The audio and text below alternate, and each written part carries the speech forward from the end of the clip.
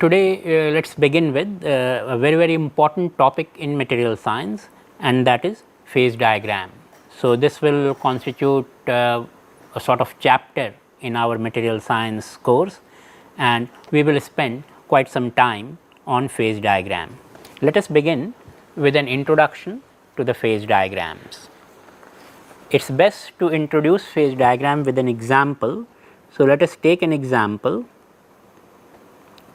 As an example, copper nickel alloy.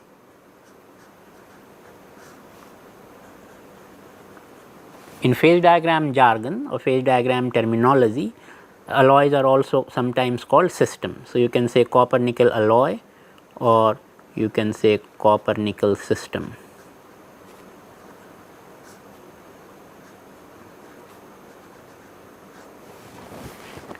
Now, let us look at some basic fact about copper and nickel.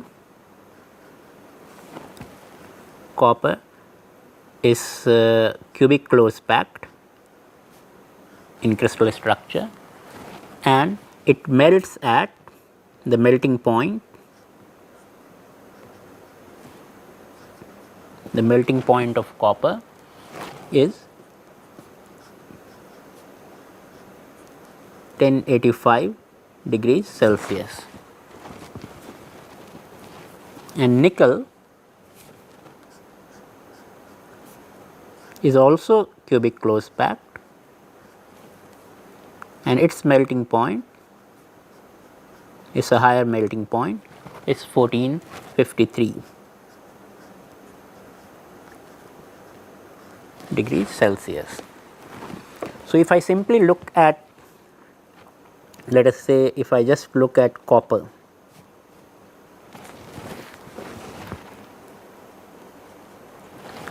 and let me consider this vertical axis to represent temperature. So, this is my temperature,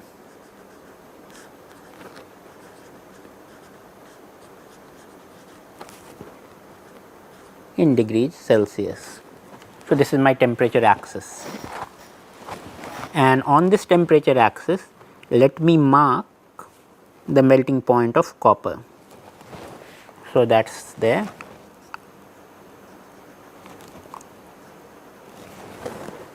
which is 1085 degrees Celsius. So, I know now that above this melting point the phase which will be present will be the liquid phase. So, you have liquid there, and below the melting point I will have solid, and at the melting point you will have both liquid and solid.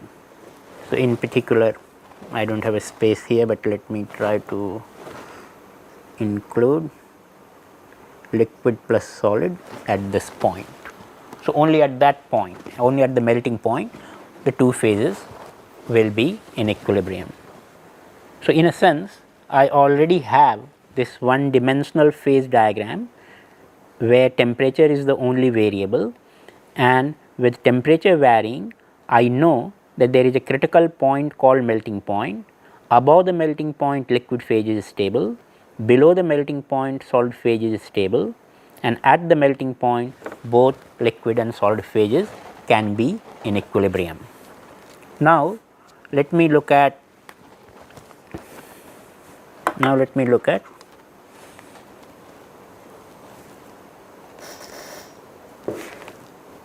nickel, and I create a similar one dimensional phase diagram for nickel. So, again I have the temperature axis, and the melting point is higher. So, if I have the same temperature scale for this, so 1453 will be plotted at a higher point, and that is melting point of nickel, 1453.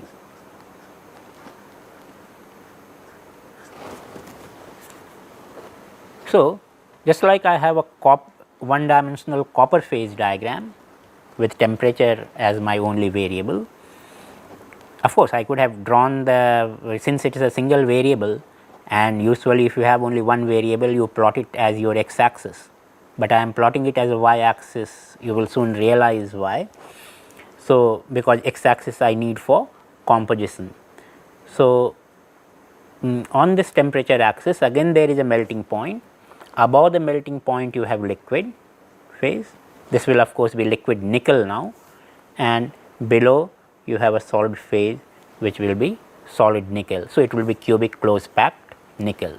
So, this solid is CCP nickel, whereas this solid was CCP copper. Now, let me use this x axis, let me join this with a horizontal line, which now gives me a composition axis, and let me use this composition axis as, let me call that weight percent nickel as my composition.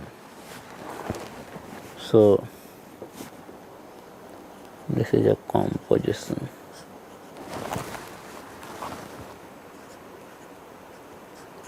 So, x axis is composition, and the unit which I am using for composition is the weight percent nickel.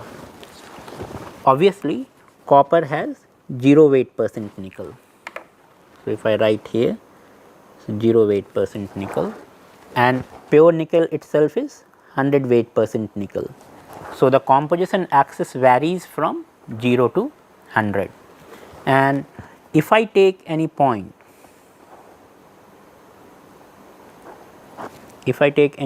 in between, so that will be 50% nickel. So, any alloy of copper or nickel which I make will be some point in this axis. You can have 10%, 20%, 50%, 70%, 90% and so on. So, any alloy which I make will be some point on this axis. So, the entire copper nickel alloy system is represented on this x axis from copper to nickel, and in particular let me focus my attention on this 50% alloy. Now, just like, can I draw a phase diagram for this 50% copper, 50% nickel alloy? I had the one dimensional phase diagram for copper, where only important point was the melting point of copper. I had one dimensional phase diagram for nickel, where only important point was the melting point of nickel, and I knew all the phases. Above the melting point it is liquid, below the melting point it is solid, and at the melting point liquid plus solid. Now, I similarly ask, what will be the phases, or what will be the melting point, the critical melting point for 50% nickel. So, it will be somewhere on this line, and not knowing anything about the system, let us assume that we do not know about this system anything as yet. So, what we can try to do is to do a linear interpolation. So, I try to do a linear interpolation between these two melting points. In other words, I am assuming that melting point varies linearly from the melting point of copper to melting point of nickel as I vary the composition. Then obviously, melting point of this alloy, 50% alloy, which is of my interest at the moment. So, this melting point will be predicted exactly in between the melting point of copper and nickel. So, I will get the alloy melting point, the predicted melting point, as just the mean value of these two melting points,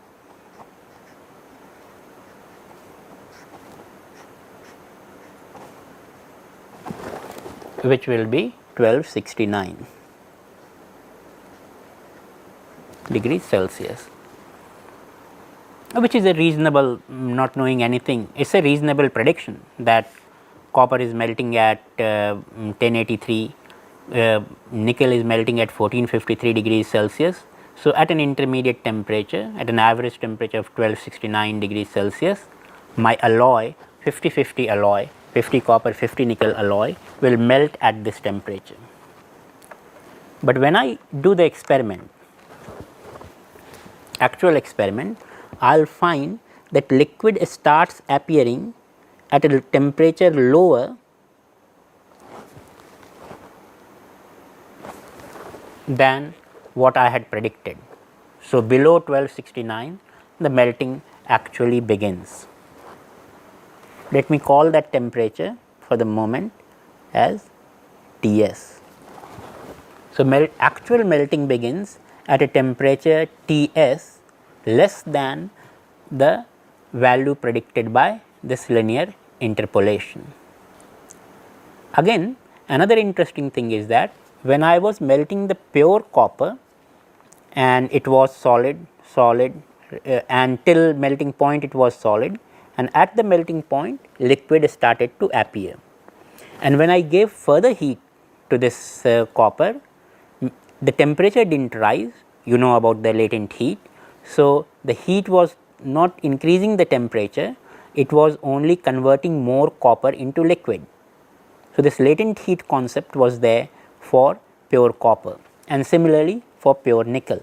So, the entire melting for this pure components, entire melting happened at one temperature, but this happens not to be the case for this alloy. If I do the experiment on alloy, I will find that although melting started at this Ts, if I give more heat, the temperature rises as well as more liquid forms. If I give further more heat, still more liquid forms, but along with more liquid forming, temperature is also rising. So, finally, I find that the 100% liquid appears at a higher temperature than my mid temperature, and let me call that temperature TL. So, I find that our prediction was incorrect, although we were still in the sense were right that we were predicting an intermediate temperature, but a new feature appeared that melting, unlike pure component, melting is not happening at one fixed temperature with latent heat involved, but melting is happening over a range of temperature. Melting starts at Ts and melting completes at TL. If I do this for different alloy compositions, then I will find, suppose instead of 50% now I make 25% alloy, and I find where the liquid first begins. So, I plot Ts for that, and similarly where 100% liquid forms. So, I make TL for that, and similarly for 75% I have a TL and I have a Ts. Now, if I do experiments for all different compositions and find the TL temperature and the Ts temperature for all of them, then I find that TL varies as a function of composition, and similarly the Ts varies as a function of composition. And these boundaries we call, TL is called the liquidus boundary,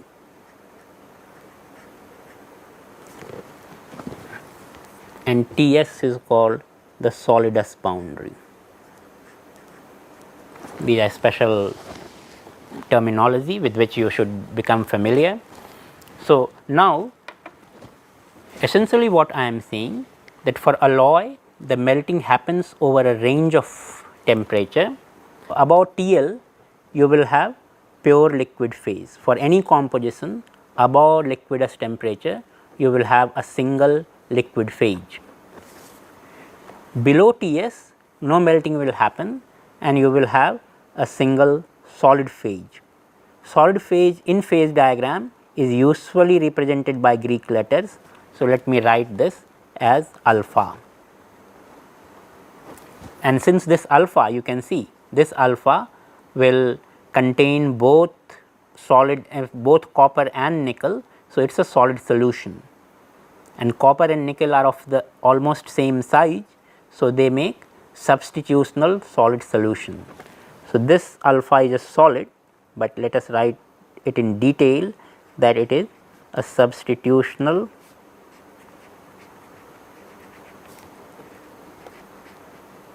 solid solution of copper and nickel. And recall Hume-Rothery rule that now we are having substitutional solid solution from right from one end to the other end. So, this fact is related to the Hume-Rothery rule that this is possible only if the two solids have the same crystal structure, and here we are fortunate that both copper and nickel are actually CCP. So, this kind of continuous substitutional solid solution is possible. So, alpha is your below Ts you have a single solid solution alpha, above liquidus you have a single phase liquid. In between these two regions, in this lens shaped region, you will have both solid and liquid phases. So, you will have liquid plus alpha. So, this completes our phase diagram of copper nickel system.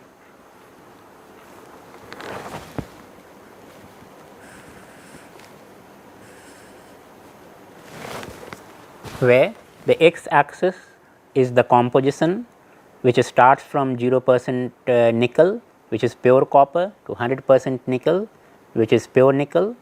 The y axis is temperature, which starts from some low temperature to some high temperature, including the melting points of both the components. And we have two boundaries in this phase diagram, one liquidus boundary above which liquid phase is stable, a solidus boundary below which a solid phase is stable, and a lens shaped region between liquidus and solidus where both phases are stable. So, this is the phase diagram of copper nickel, because it is telling us what phases are in equilibrium at what different compositions and temperature. So, let us end this video with a sort of definition. So, we have already a concrete example of a phase diagram, but let us give a definition of what is called an equilibrium phase diagram.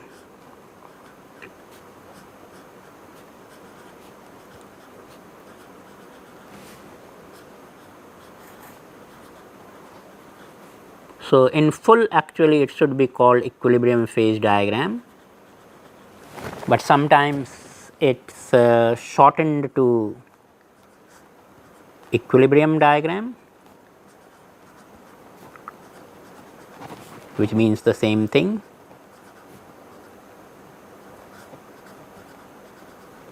Or sometimes more commonly to simply phase diagram, which is what we have been using.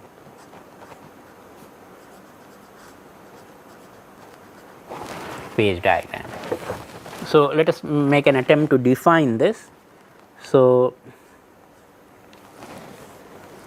a diagram, so what we saw that the phase diagram of copper and nickel was a diagram in temperature and composition space.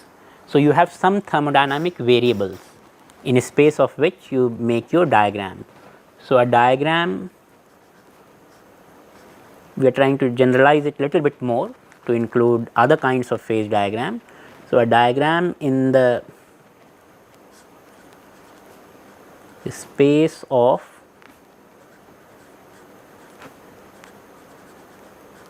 relevant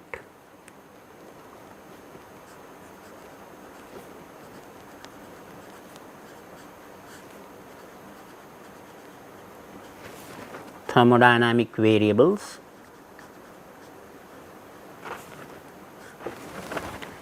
just to make it concrete and connect it with our example. So, in that diagram the relevant thermodynamic variables was, for example, the relevant thermodynamic variable which we considered was temperature,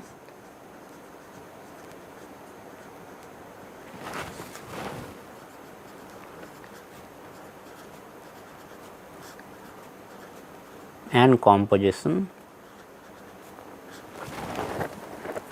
but the definition as written accommodates other phase diagrams where, for example, if you want to study the effect of other variables like pressure or electric or magnetic field on what kind of phases you get. So, you can have those variables as part of your phase diagram. So, a diagram in the space of relevant thermodynamic variables indicating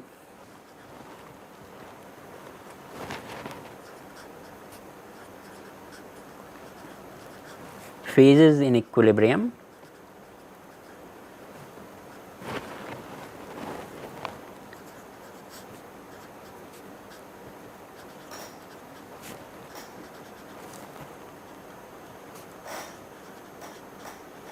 is called a phase diagram.